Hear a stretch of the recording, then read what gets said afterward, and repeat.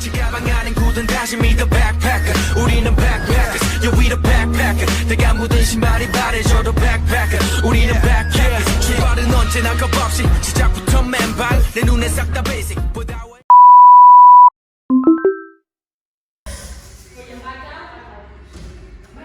Assalamualaikum anak-anak. Waalaikumsalam.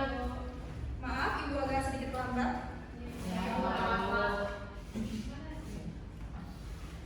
Nah, anak-anak, kemarin kita udah belajar materi tentang interaksi sosial. Sekarang kita lanjut ke materi konflik sosial. Sebelum itu, gimana kabar kalian hari ini? Alhamdulillah baik, Ibu. Sebelum kita mulai pembelajaran, silakan ketua kelas untuk memulai doa terlebih dahulu. Baik teman-teman, sebelum kita mulai pembelajaran, mari kita berdoa terlebih dahulu. Berdoa. Selesai. Oke, sebelum mulai pembelajaran, ibu akan mengabsen terlebih dahulu.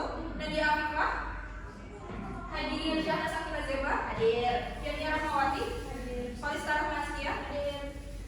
Oke, minggu kemarin kita udah belajar tentang interaksi sosial. Sebelumnya ibu mau nanyain dulu ke kalian, ada yang masih ingat gak interaksi sosial itu apa? Iya, Faisal? Interaksi sosial itu hubungan timbal balik antara individu dengan kelompok dan kelompok dengan kelompok. Iya, betul sekali. Sekarang lanjut ke materi konflik sosial. Di sini ada pengertian konflik sosial. Konflik sosial adalah suatu proses sosial di mana terjadi pertentangan atau pertikaian antara dua orang atau lebih, baik individu dengan individu, individu dengan kelompok, atau antar kelompok yang bertujuan untuk saling menghancurkan atau menyingkirkan. Konflik sosial dapat terjadi karena berbagai faktor seperti perbedaan kepentingan, perbedaan nilai, ketidakadilan sosial, atau persaingan. Dari definisi yang telah ibu paparkan tadi, kalian paham nggak apa arti konflik sosial sesuai dengan apa yang kalian alami di masyarakat? Paham. Coba ibu mau tanya, contoh konflik sosial yang kalian pernah temuin di masyarakat itu kayak gimana? Demo, tawuran. Apa lagi? Kayak konflik antar sesama. Pertengkaran dua teman. Iya, benar sekali. Jadi contohnya yang kalian sebutkan tadi itu udah termasuk ke dalam konflik sosial di dalam masyarakat. Nah, setelah contoh-contoh yang telah kalian paparkan tadi mengenai konflik sosial dalam masyarakat, selanjutnya akan ada. Nah, di sini itu ibu menyajikan beberapa gambar yang bisa kalian definisikan sebagai konflik sosial. Ada di bawah. Menurut kalian, dari keempat gambar ini, mana yang termasuk konflik sosial? Iya, Syahnas? Yang nomor 2. Nomor 2, berarti yang di sana ya? Iya. Coba paparkan alasan kenapa kamu memilih nomor 2. Iya, soalnya itu demo, pasti kalau ada demo ada pertentangan atau ketidaksetujuan gitu, baik dari masyarakat sama aparat sipil. Maksudnya aparat sipil sama pemerintah. Iya, betul. Selanjutnya, tidak hanya ada satu gambar. Iya, Esther? Nomor 3. Kenapa nomor 3? Itu ada 2 orang yang berdebat, berkonflik, dan di tengahnya ada yang misalnya mediasi. Iya, benar sekali. Yang di atas itu termasuk konflik sosial antar kelompok, karena di sana itu demo yang menggambarkan ke perasaan masyarakat yang tidak setuju akan kebijakan pemerintah. Itu sudah termasuk konflik sosial. Yang ketiga itu ada konflik antar individu, di mana individu ini merasa saling bertentangan antara pikiran satu sama lain. Nah, di selanjutnya ada macam-macam konflik sosial. Boleh di next. Nah, di sini ada konflik horizontal dan konflik vertikal. Dalam konflik horizontal itu adalah konflik antar suku, agama, dan ras.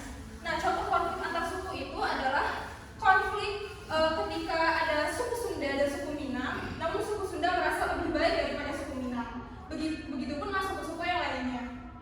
Sedangkan dalam agama, contoh konfliknya itu adalah ketika dalam suatu daerah melarang pembangunan suatu rumah ibadah kepada agama minoritas di daerah tersebut. Nah, kalau ras ini bisa jadi konflik sosialnya itu bertentangan antara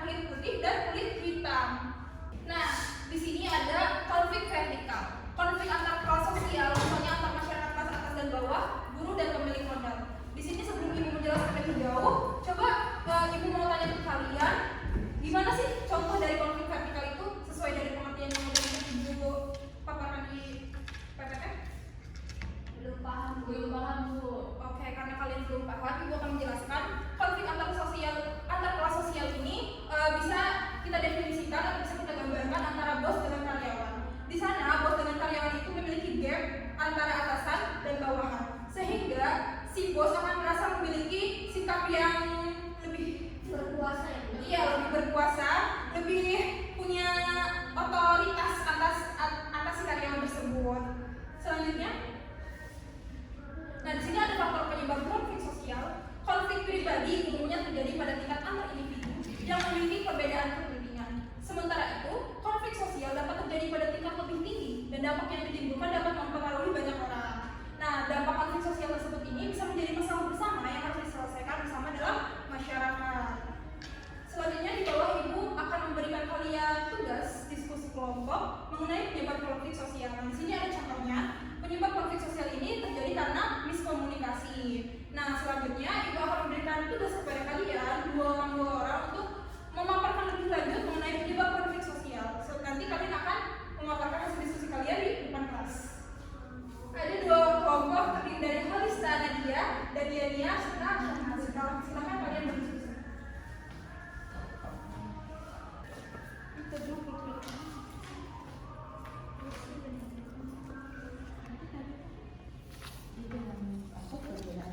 Setuju.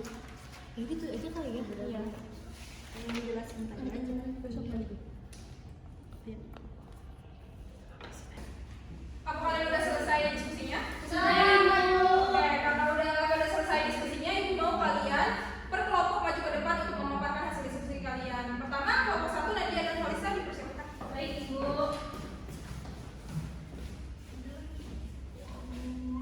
Izin mempresentasikan hasil kerja kami. Jadi untuk penyebab konflik sosial, kami menemukan adanya kesenjangan sosial. Kesenjangan sosial ini adanya ketidaksetaraan yang mencolok dalam masyarakat yang seringkali dapat menyebabkan konflik.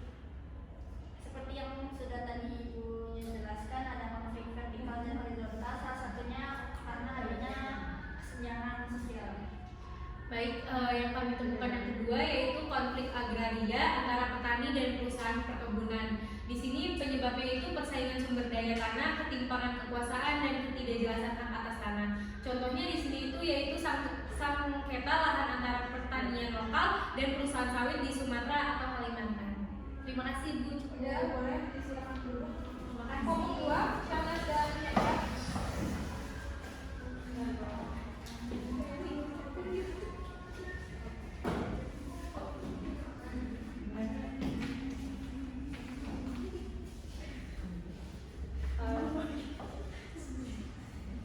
Baik, di sini kami akan memaparkan hasil diskusi kami terkait penyebab konflik sosial. Selain miskomunikasi, kesenjangan sosial yang sudah dijelaskan oleh teman-teman sebelumnya, penyebab konflik sosial juga adanya perbedaan kebudayaan, di mana biasanya setiap budaya itu punya nilai, norma, dan cara pandang yang berbeda-beda. Nah, perbedaan nilai, norma, dan cara pandang antar budaya itu bisa menyebabkan pertentangan dan juga konflik sosial. Baik, selanjutnya kita juga menemukan penyebab konflik sosial itu karena adanya perbedaan kepentingan. Contohnya seperti konflik antara buruh yang menuntut kenaikan upah dengan pemilik perusahaan, sehingga hal tersebut tuh menimbulkan adanya perbedaan kepentingan ekonomi. Sudah. Oke, sudah kembali. Nah, setelah kalian memaparkan penyebab konflik sosial tadi, ibu anggap kalian sudah paham mengenai penyebab apa aja dari konflik sosial yang terjadi dalam masyarakat. Nah, selanjutnya ada dampak konflik sosial. Kalau tadi menjelaskan tentang penyebab, pasti ada dampak. Nah, dampak dari konflik sosial ini secara umum dapat disebabkan oleh disintegrasi atau renggangnya hubungan antar individu atau kelompok. Nah, akibatnya ini akan terjadi perubahan dalam berbagai aspek kehidupan dan tatanan sosial dalam masyarakat. Nah, di sini ada menurut Lewis A. Koser pada tahun 98, konflik tidak selalu menimbulkan dampak negatif, namun dapat memberikan dampak positif. Nah, dampak positif konflik sosial ini dalam masyarakat yang pertama adalah meningkatkan persatuan antar anggota kelompok dalam menghadapi musuh bersama. Nah, di sini jika terjadi konflik sosial antar kelompok, masing-masing kelompok akan memiliki ikatan yang kuat untuk menyerang atau menghadapi dari kelompok yang lainnya. Nah, yang kedua ada mendorong pembentukan nilai dan norma baru dalam memecahkan masalah. Yang ketiga ada mendorong perubahan dan dinamika sosial ke arah baru yang lebih terbuka dan demokratis. Selanjutnya,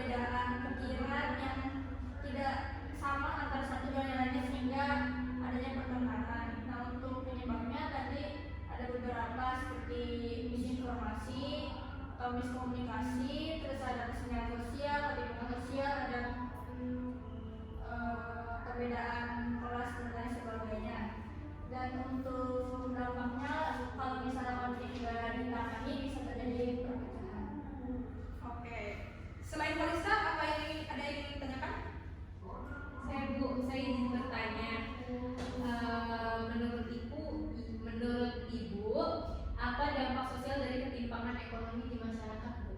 Tentang ekonomi. Baik, Ibu di sini akan menjawab pertanyaan dari Nadia.